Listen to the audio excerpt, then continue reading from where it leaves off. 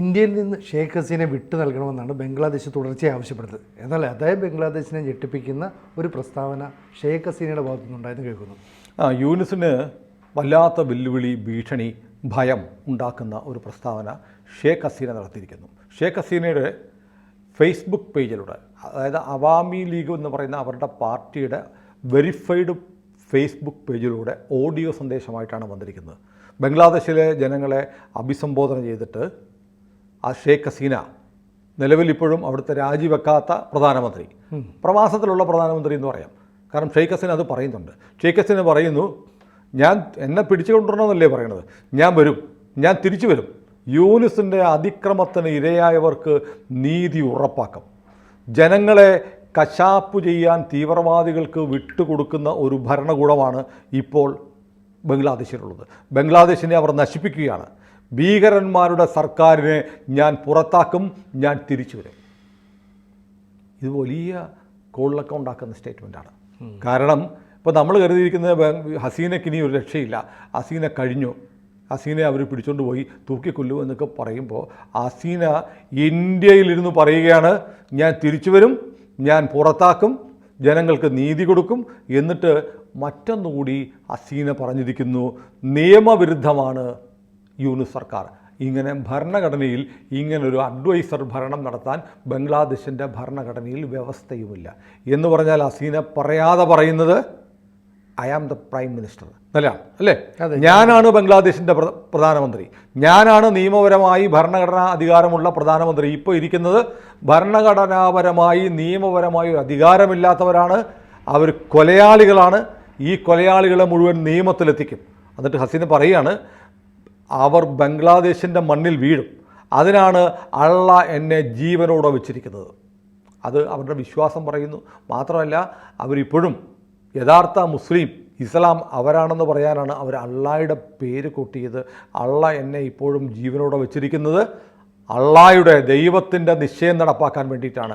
അവിടെ ഭീകരന്മാരാണ്, ജനങ്ങളെ കൂട്ടക്കൊലയാണ് നടത്തുന്നത്, കശാപ്പുകാർക്ക് ഭരണം വിട്ടു കൊടുത്തിരിക്കുകയാണ് എന്ന് പറയുന്ന ഹസീന ചോദിക്കുകയാണ്, 6 മാസമായി ഇയാൾ ഭരിക്കാൻ തുടങ്ങിയിട്ട്, 6 മാസമായിട്ട് ബംഗ്ലാദേശിൽ നിയമവാഴ്ച എന്ന് പറയുന്ന ഒന്നില്ല, എല്ലാ ദിവസവും കലാപം, പോലീസുകാരെ കൊല്ലുന്നു.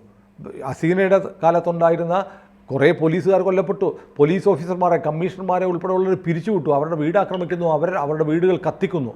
അങ്ങനെ ഒരു ലോലെസ് ലാൻഡായി കഴിഞ്ഞ 6 മാസം ബംഗ്ലാദേശിനെ മാറ്റിയിരിക്കുകയാണ് ഒരു ഭരണപരിചയവുമില്ലാത്ത മുഹമ്മദ് യൂനിസിനെ ഞെട്ടിച്ചുകൊണ്ടാണ് ഹസീന പറയുന്നത്, ഞാൻ വരും, ഞാൻ തിരിച്ചു വരും, നിന്നെ പുറത്താക്കും, എന്നിട്ട് ഈ ഭീകര ഭരണകൂടം അവസാനിപ്പിച്ച് അവരെയെല്ലാം നിയമത്തിൻ്റെ മുന്നിൽ കൊണ്ടുവരും എന്ന് ഹസീന പറയുന്നു. അപ്പോൾ നമുക്ക് അതങ്ങനെ വെറുതെ ഹസീന പറഞ്ഞതിന് ഇത്ര പറയാൻ എന്തുണ്ടെന്ന് ചോദിക്കുമ്പോൾ അതിനൊരുപാട് തലങ്ങളുണ്ട്. കാരണം ഒന്ന്, ഹസീന ഇവിടെ ഇരുന്ന് ബംഗ്ലാദേശിനെതിരെയുള്ള പ്രസ്ഥാനങ്ങൾ നടത്താൻ സമ്മതിക്കരുത് എന്ന് ബംഗ്ലാദേശ് സർക്കാർ, യൂനിസിൻ്റെ സർക്കാർ ഇന്ത്യയോട് ആവശ്യപ്പെട്ടിരുന്നു.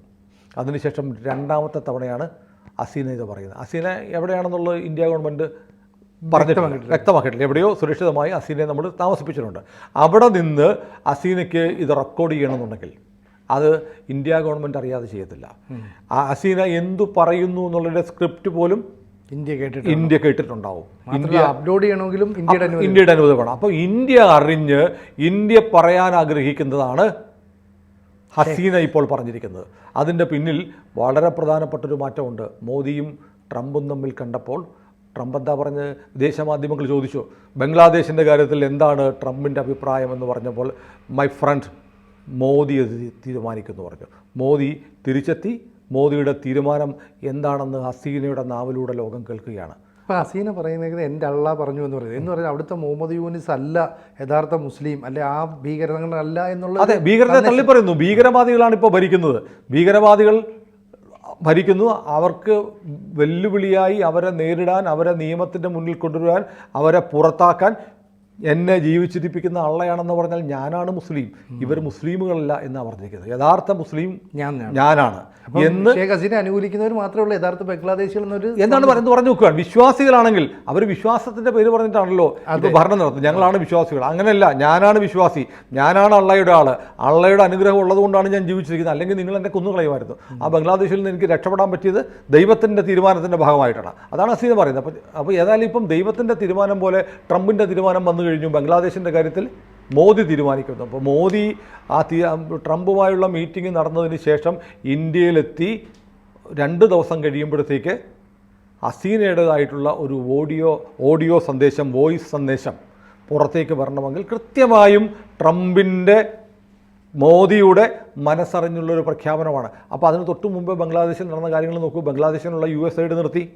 ബംഗ്ലാദേശിന് ഒരു തരത്തിലുള്ള സാമ്പത്തിക സഹായവും ഇനിയില്ല. അപ്പോൾ വല്ലാതെ ബംഗ്ലാദേശിനെ വരിഞ്ഞു മുറുക്കാൻ ശ്രമിക്കുകയാണ് ആര്? ട്രംപ് സർക്കാർ. ട്രംപ് സർക്കാരിൻ്റെ അടുത്തേക്ക് അപ്പോൾ ഈ യൂനിസ് ഒരു പരിപാടിയൊക്കെ നടത്തിയിട്ടുണ്ട്. ട്രംപ് സർക്കാരിൻ്റെ അടുത്ത് ഇലോൺ മസ്കിനെ സോപ്പിടാൻ വേണ്ടിയിട്ട് അങ്ങോട്ട് മസ്കിനെ വിളിച്ചു. യൂനിസ് വിളിച്ചിട്ട് പറഞ്ഞു, അങ്ങനെയല്ല, നിങ്ങളൊന്ന് വരണം, നിങ്ങൾ സ്റ്റാർലിങ്കൊക്കെ ഇവിടെ തുടങ്ങാൻ സമ്മതിക്കാം എന്ന് പറഞ്ഞു. അപ്പോൾ സ്റ്റാർലിങ്കിൻ്റെ ഓഫർ മസ്കിൻ്റെ മുന്നിൽ വെക്കുന്നത് മസ്കിനൊരു ബിസിനസ് ചാൻസ് ബംഗ്ലാദേശിൽ തരാം എന്ന് പറയാനാണ്. പക്ഷേ മസ്കിനെ സംബന്ധിച്ച് മസ്ക് ആലോചിക്കും, ബംഗ്ലാദേശാണോ ഇന്ത്യയാണോ നല്ല മാർക്കറ്റ്? ഇന്ത്യയാണ്. ബംഗ്ലാദേശിൽ എത്ര ശതമാനത്തിന് സ്റ്റാർലിങ്കിൻ്റെ ഈ നെറ്റ്വർക്കും ഇൻ്റർനെറ്റൊക്കെ ഉപയോഗിക്കാനുള്ള ശേഷിയുണ്ട്? അവിടെ അരി മേടിക്കാൻ കാശില്ല. അപ്പോഴാണ് ഇൻ്റർനെറ്റ് ഉപയോഗിക്കാൻ. കൂടിപ്പോയാൽ 1-2% ആളുകൾക്ക് മാത്രമാണ് സ്റ്റാർലിങ്ക് വന്നാൽ സ്റ്റാർലിങ്കുമായിട്ടൊരു ഡീലുണ്ടാക്കിയാൽ ബംഗ്ലാദേശിൽ കച്ചവടം നടത്താൻ പറ്റുക. പക്ഷേ ഇന്ത്യയിലാണെങ്കിലോ 140 കോടി ജനങ്ങളുള്ള ഒരു മാർക്കറ്റാണ്. ഈ നമ്മുടെ നാട്ടിൽ മൊബൈൽ തന്നെ നോക്കൂ, 2 സിം കാർഡ് ഇല്ലാത്ത എത്ര പേരുണ്ട് നമ്മുടെ നാട്ടിൽ? എല്ലാവർക്കും 2 നമ്പറുണ്ട്. അപ്പോൾ ഇത് 2 നമ്പർ ഉപയോഗിക്കുന്നത് എന്തിനാണെന്ന് വെച്ചാൽ ഇപ്പോൾ 1.5 GB കിട്ടുമല്ലോ, അല്ലേ? 3 GB ഡാറ്റ കിട്ടാൻ വേണ്ടിയിട്ടാണ്. അപ്പോൾ അൺലിമിറ്റഡ് ആയി സ്റ്റാർലിങ്ക് വന്നിട്ട് സാറ്റലൈറ്റ് വഴി ഈ മുക്കിലും മൂലയിലും ഇൻ്റർനെറ്റ് കവറേജ് കിട്ടിയാൽ ഇന്ത്യയിലാണ് ഏറ്റവും വലിയൊരു മാർക്കറ്റ് ഇലോൺ മസ്കിന് കിട്ടാൻ പോകുന്നത്. അപ്പോൾ മസ്കിനെ സോപ്പിടാൻ വേണ്ടി യൂനിസ് ഒരു ശ്രമം നടത്തി, മസ്ക് വഴി ട്രംപിൻ്റെ അടുത്തേക്ക് പോകാൻ. എന്നിട്ട് മോദിയെ പേര് പറയാതെ ചില ആളുകൾ ട്രംപിനെ തെറ്റിദ്ധരിപ്പിക്കുകയാണ്, ബംഗ്ലാദേശിനെതിരെ കള്ളം പറഞ്ഞ് ട്രംപിനെ വഴിതെറ്റിക്കുകയാണെന്നൊക്കെ പറഞ്ഞ് നരേന്ദ്രമോദി ഉദ്ദേശിച്ചാണ്. ഇൻഡയറക്റ്റായിട്ട് അങ്ങനെ ഒരു സ്റ്റേറ്റ്മെൻറ്റ് കൂടി യൂനിസ് നടത്തി. ഏതായാലും ട്രംപിനെ സംബന്ധിച്ച് ബംഗ്ലാദേശ് എന്ന് പറയുന്ന രാജ്യം അദ്ദേഹത്തിന് വേണ്ടാന്ന് അദ്ദേഹം തീരുമാനിച്ചു കഴിഞ്ഞു. അവിടെ ആ സർക്കാർ നിലനിൽക്കണോ, എപ്പോൾ വീഴണം, എന്താണ് യൂനിസിൻ്റെ ഭാവി എന്നുള്ളത് തീരുമാനിക്കാനുള്ള അവകാശം നരേന്ദ്രമോദിക്ക് തീരെടുത്ത് കൊടുക്കുകയും ചെയ്തു. കാരണം ജിയോ പൊളിറ്റിക്സിൽ അമേരിക്കയുടെ താല്പര്യാർത്ഥം അമേരിക്കൻ സർക്കാരാണ്, ബൈഡൻ സർക്കാരാണ് ഹസീനയെ വീഴ്ചത്.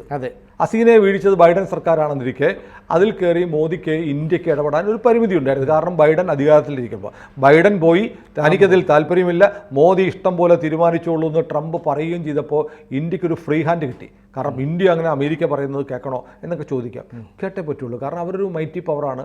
അവർക്ക് താല്പര്യമുള്ള ഒരു സർക്കാരിനെ കൊണ്ടുവന്നു.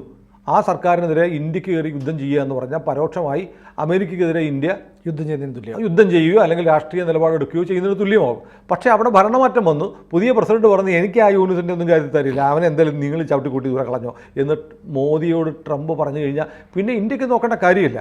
പിന്നെ ഇന്ത്യയെ സംബന്ധിച്ച് ഈ പറഞ്ഞ പോലെ കയറി അടിക്കുമോ അതോ അല്ലാതെ തന്നെ അവിടെ രാഷ്ട്രീയ മാറ്റം കൊണ്ടുവരാൻ ശ്രമിക്കുമോ എന്നുള്ള വലിയ ചോദ്യമുണ്ടായിരുന്നു. പക്ഷേ ഹസീനയുടെ ഈ പ്രസംഗം പുറത്തു വന്നതിലൂടെ വ്യക്തമാകുന്നത് രാഷ്ട്രീയമായി നേരിടാൻ മോദി തീരുമാനിച്ചിരിക്കുന്നു.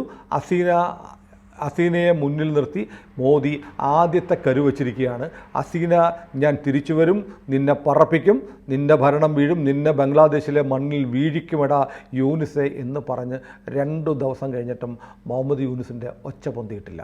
ഏതായാലും ബംഗ്ലാദേശിൽ അധികം താമസിക്കാതെ വലിയ രാഷ്ട്രീയ മാറ്റങ്ങൾ ഉണ്ടാകുമെന്നതിൻ്റെ എല്ലാ സൂചനകളും ലഭിക്കുന്നുണ്ട്. ഹസീന വീണ്ടും ശബ്ദിക്കുമെന്നുള്ള ഉറപ്പാണ്. ഹസീനയുടെ മകനാണ് നേരത്തെ പറഞ്ഞത്, എൻ്റെ അമ്മ രാജിവെച്ചിട്ടൊന്നുമില്ല എന്ന് പറയുകയുണ്ടായി. അതുകൂടാതെ ബംഗ്ലാദേശിലെ ക്യാബിനറ്റ് സെക്രട്ടറി പ്രസിഡൻറ്റിൻ്റെ അടുത്ത് നിന്നിട്ട് ചോദിച്ചു, ഹസീനയുടെ രാജിക്കത്തും തരൂ എന്ന് പറഞ്ഞു. അപ്പോൾ പ്രസിഡന്റ് പറഞ്ഞു, രാജിക്കത്തോ? അങ്ങനെ രാജിക്കത്തൊന്നും എൻ്റെ തന്നിട്ടില്ല എന്ന് പറഞ്ഞു. ഉടനെ ഇവർ പറഞ്ഞു, ഈ ബംഗ്ലാദേശി പ്രസിഡന്റിന് മനോനില ശരിയല്ല എന്നായിരുന്നു അവിടുത്തെ ഒരു അഡ്വൈസറുടെ പ്രതികരണം. പക്ഷേ ഭരണഘടനാ വ്യവസ്ഥയനുസരിച്ച് പ്രധാനമന്ത്രി രേഖാമൂലം പ്രസിഡന്റിന് രാജി കൊടുത്താൽ മാത്രമേ റെസിഗ്നേഷൻ നിലവിൽ വരുള്ളൂ, പ്രധാനമന്ത്രി സ്ഥാനം ഇല്ലാതാവും. അത് ലോകത്തെല്ലായിടത്തും അങ്ങനെയാണ്. ബംഗ്ലാദേശിൻ്റെ ഭരണഘടനയും അങ്ങനെ തന്നെയാണ് പറയുന്നത്. ഏതായാലും ബംഗ്ലാദേശിൽ ഭരണഘടനാപരമായി ഇപ്പോഴും താൻ തന്നെയാണ് പ്രധാനമന്ത്രി എന്ന് ഹസീന ആവർത്തിച്ച് പറയുന്നു. ഇപ്പോഴുള്ള സർക്കാർ നിയമവിരുദ്ധമായ ഭരണഘടനാ വിരുദ്ധമായ സർക്കാരാണ് എന്നുകൂടി പറഞ്ഞുകൊണ്ട് ഹസീന വല്ലാത്തൊരു നിർണായകമായ നീക്കം നടത്തുകയാണ്. അതോടൊപ്പം തന്നെ അവാമി ലീഗിൻ്റെ പ്രവർത്തകർ ഈ വരുന്ന മാർച്ച് 1 മുതൽ രാജ്യത്ത് വലിയ പ്രക്ഷോഭം ആരംഭിക്കാൻ പോകുക. 12-ാം തീയതി മറ്റോ മാർച്ച് 12-നോ മറ്റോ പൊതുപണിമുടക്ക് ആഹ്വാനം ചെയ്തിട്ടുണ്ട്. ഇന്നലെ ഒരു അവാമി ലീഗിൻ്റെ പ്രാദേശിക നേതാവിൻ്റെ ജഡം കണ്ടുകെട്ടി, കൈയും കാലും കൂട്ടിക്കെട്ടി കഴുത്ത് മുറിച്ച നിലയിൽ റെയിൽവേ ട്രാക്കിൽ കിടക്കുന്നത് കണ്ടു. അപ്പോൾ ഇപ്പം ഈ യൂനിസ് ഇപ്പോൾ ഒരു പരിപാടി കൂടെ പ്ലാൻ ചെയ്തിട്ടുണ്ട്, ഓപ്പറേഷൻ ഡെവിൽ ഹണ്ട്. ചെകുത്താനെ വേട്ടയാടാൻ പോകുന്നത്. ഏത് ചെകുത്താനെന്നറിയോ? അവാമി ലീഗിൻ്റെ പ്രവർത്തകരെ കൂട്ടത്തോടെ വേട്ടയാടാനുള്ള ഒരു ഡബിൾ ഹണ്ട് എന്നുള്ള പരിപാടി കൂടെ പ്രഖ്യാപിച്ചതിന് തൊട്ടു പിന്നാലെയാണ് ഞാൻ തിരിച്ചു വരും, നിങ്ങൾ എന്നെ പിടിച്ചുകൊണ്ടൊന്നും പോണ്ട, ഞാൻ അങ്ങോട്ട് തന്നെ വരും എന്ന് ഷേഖ് ഹസീന പറഞ്ഞിരിക്കുന്നത്. അതോടൊപ്പം തന്നെ ഷേഖ് ഹസീനയുടെ എതിരാളിയായ ഖാലിദ സിയയ്ക്കെതിരെയുള്ള എല്ലാ കേസുകളും ഒഴിവാക്കിയില്ല, യൂനിസ് സർക്കാർ ഒഴിവാക്കിയിട്ടുമുണ്ട്. ബംഗ്ലാദേശ് അപ്പോൾ ഒരു പോരാട്ട ഭൂമിയായി മാറുകയാണ്. പക്ഷേ ഹസീന ബംഗ്ലാദേശിലേക്ക് തിരിച്ചു പോകാൻ പോകുന്നത് പ്രധാനമന്ത്രിയായിട്ട് തന്നെ ആയിരിക്കുമെന്ന് ഏതാണ്ട് നമുക്ക് ഉറപ്പിക്കാം എന്ന് തോന്നുന്നു. കൂടുതൽ വാർത്തകളും വിശേഷങ്ങളും നിങ്ങളിലേക്ക് എത്താൻ ABC മലയാളം സബ്സ്ക്രൈബ് ചെയ്യുക, ബെൽ ബട്ടണും അമർത്തുക.